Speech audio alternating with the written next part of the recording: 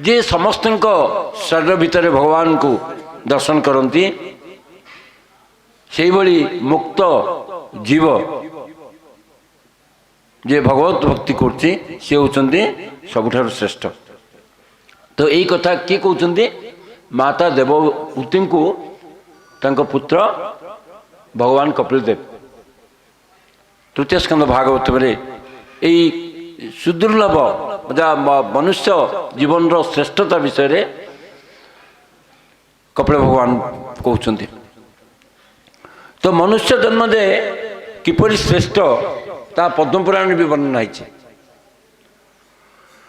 जल जनम लक्षाणी स्थावरं विंशति लक्ष कर्मय रुद्र संख्या को पक्षिणां दशलक्षकम 300 लक्षाणि पशव चतुर्लक्षाणि मानव।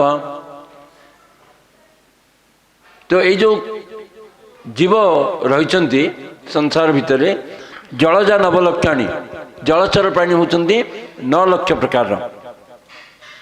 स्थावर 20 लक्ष स्थावर माने जो वृक्ष इत्यादि पर्वत वृक्ष जो स्थिर होकर रोचंती मूवमेंट कर पाना से होचंती केते 20 लक्ष।